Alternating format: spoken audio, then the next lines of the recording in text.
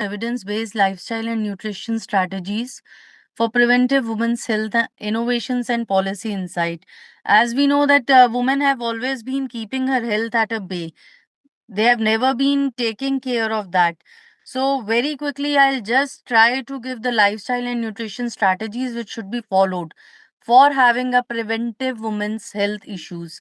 So, as we know, the global burden of preventable women's health issues are NCDs, that's non communicable diseases, which lead to cause of death and disability in women.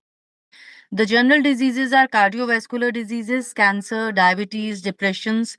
Maternal mortality is again very common. We are seeing it. 700 women die daily from preventable pregnancy.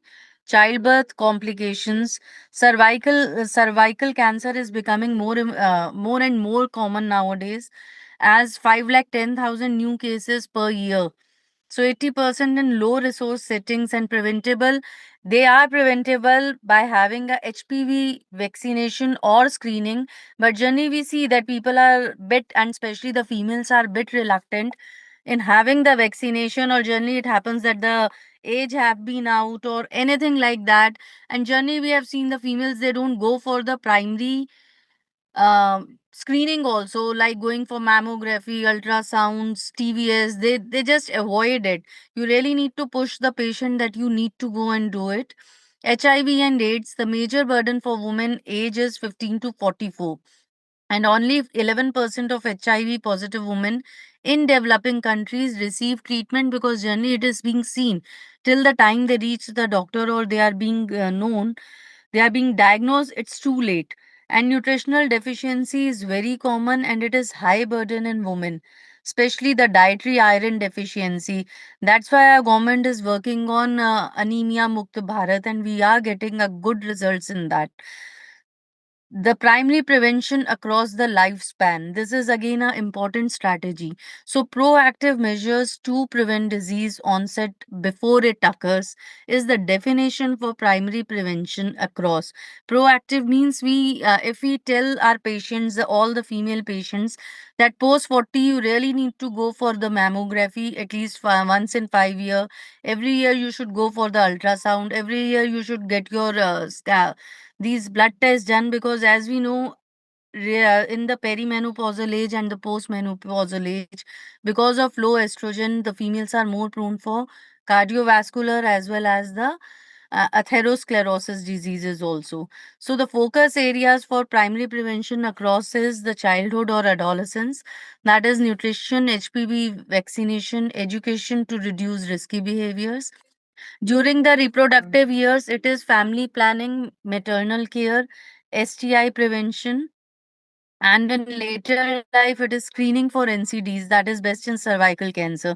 That's why we always try to make our patients learn, especially the female patients learn, to check their breast every month, so that prevention is better than cure. And even if they note one or any other symptom, they can go and ask their gynae, or they can contact any oncologist.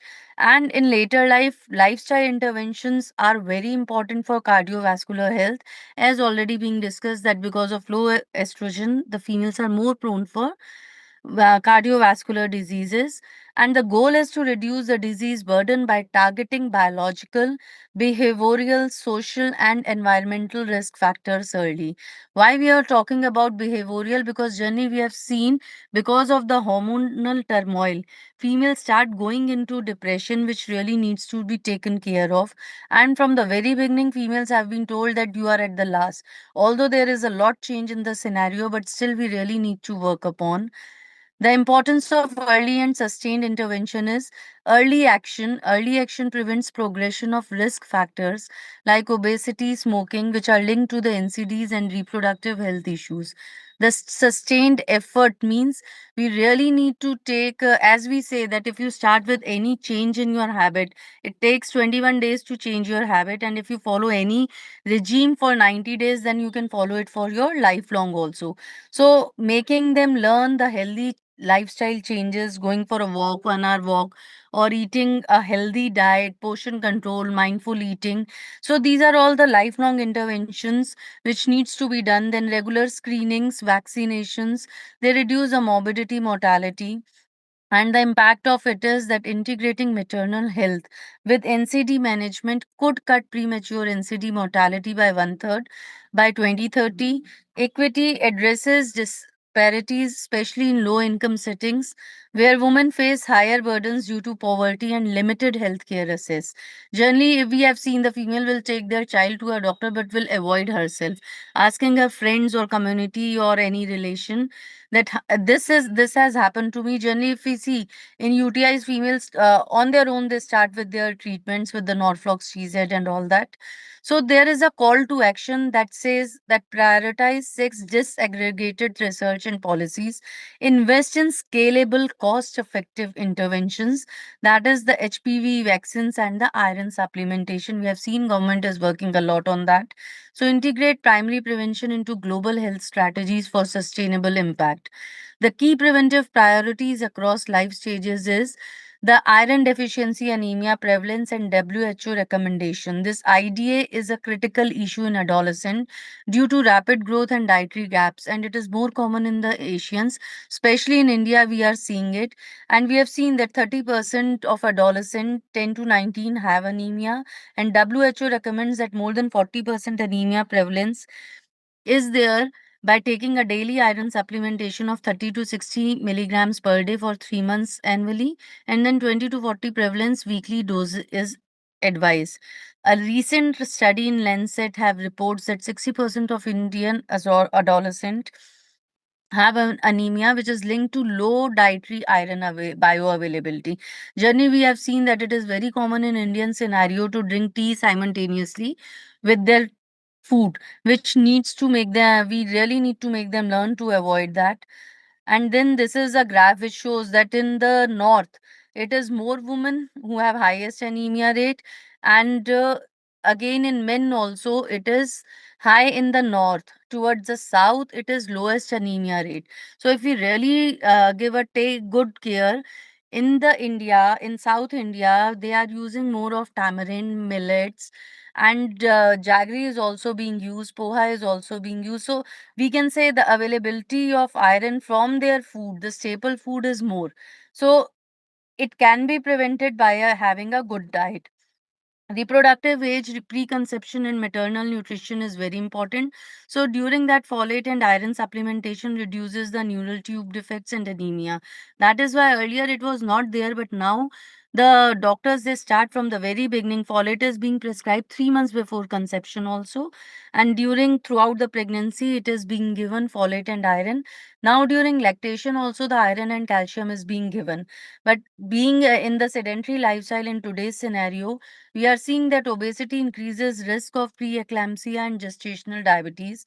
It has been the Lancet study have revealed this, that healthy BMI have a better outcomes for the pregnancy, and recent study have also shown that folate and iron supplementation lowers the preterm birth and low birth weight risk in Morgan women. So menopause and older age is again a very postmenopausal, perimenopausal is again an important phase of woman life in which bone health and CVD prevention is required.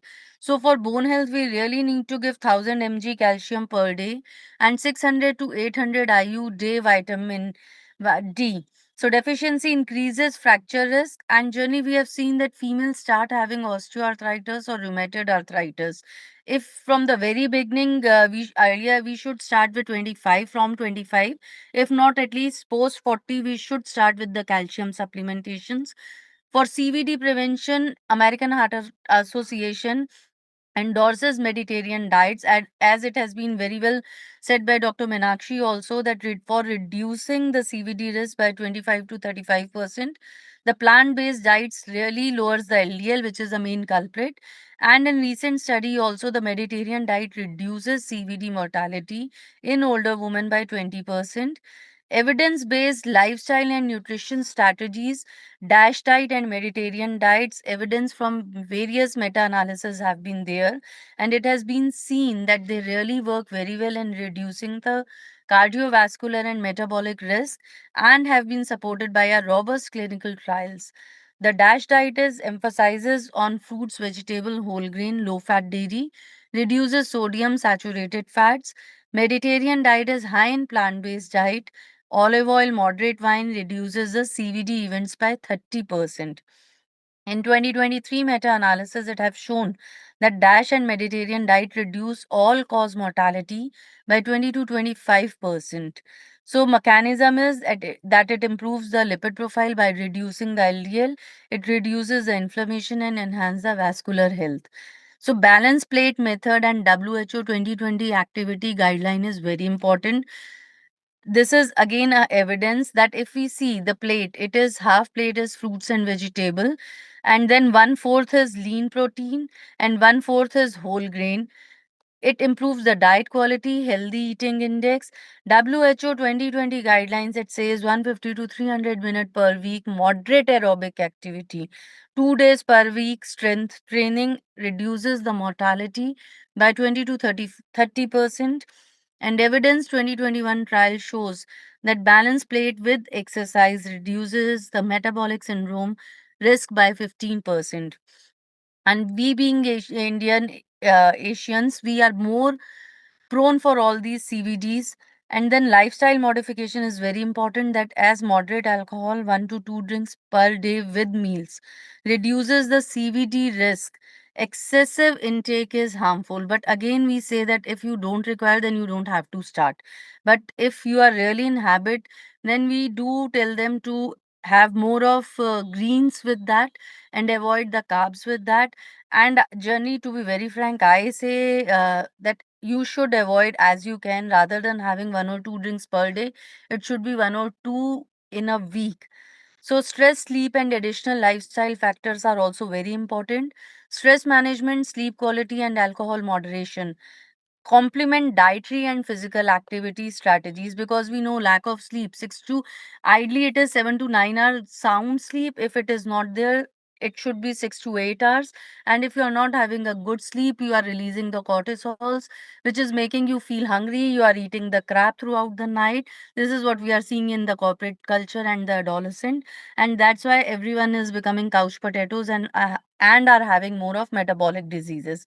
Sleep quality 7 to 9 hours is important. Short sleep less than 6 hours, it increases the risk. Alcohol moderation, Mediterranean diet, moderate wine intake. So if French person is having a wine, then he is having the salads with that. But if Indian is having a wine, he'll be having a proper meal with that. So generally we say, I always say that if you want to become a French person, then you really need to follow their dietary regime only, or otherwise avoid if you can. So, evidence in 2024 trial shows combined lifestyle intervention, diet, exercise, sleep, reduces the inflammation markers by 25%, which reduces the disease. So this is a case example of weekly iron folic acid supplementation, this was a study being done in Uttar Pradesh in India. So weekly iron and folic acid supplementation was being given, and 100 mg elemental iron plus 500 microgram folic acid, monthly nutrition education, it was being given, and biannual deworming was being done. So anemia prevalence reduces from 73.3 to 25.4, a major difference. But over here, compliance was more than 85%, but with counseling. So counseling plays a very important role. We really need to educate and motivate the patients also. Innovations and policy perspectives in personalized nutrition and preventive care is a new outcome and need of an hour, because personalized nutrition is very important for reducing CVD risk by 30%. Digital health, that is my mobile health apps, calculating the protein, your total intake, your steps, how much you have burned, everything is being there. But we really need to make the people, especially the women's, give them the education how to use it. And policy gaps are there, as only 20% of the countries have gender specific nutritional physical activities. Generally it is being given that one app is there, so it is showing for male or female. Like if we see in the calorific difference, male is having high muscular weight, so he's having more calories. Female is having less muscular weight, so she'll be having less calorie. But when we go for the mobile apps, they don't discriminate. They just start doing the calculations and all that. So we really need to work upon them also. The recommendations is integrate personalized nutrition into primary care, expand school based nutrition education, promote workplace telehealth programs. This is so the case example community based was Please nutrition hurry up, ma'am. intervention. Yeah, Hurry up, so ma'am, I'm please. just wrapping up. So the duration was 6 month and comprehensive nutritional package development using the precede lot of difference in the these were the key outcomes: hemoglobin levels improved, dietary habits, behavioral changes. This is reduction in anemia prevalence, improvement in the dietary diversity, community based. Again, was this was again a program which was being done on women health, and then again nutrition education, behavior change was seen. Conclusion and call to action is that lifelong preventive nutrition and lifestyle strategies, starting early and supported by multi-sectoral collaboration, are critical for women health across the world through the reproductive age, menopause, older age. Early intervention is required, as being seen in WIFS. Evidence-based strategies, DASH, Mediterranean diet, balanced plate diet paired with WHO physical activity guidelines reduces CVD. Innovative policies are like personalized nutrition, nutrogenomics, digital health apps improve outcome by 20 to 25%. Prevention is lifelong, so start early with school-based nutrition program. Integrate personalized nutrition and telehealth into primary care and foster multi-sectorial collaboration. Future perspective is embedded preventive care into every stage of women's health. Leverage innovations are required, bridge the inequities. So, a healthier future for women begins with prevention today. So, let's collaborate across disciplines, policies, and communities to turn evidence into action and empower women's health worldwide. Thank you very much for your patience.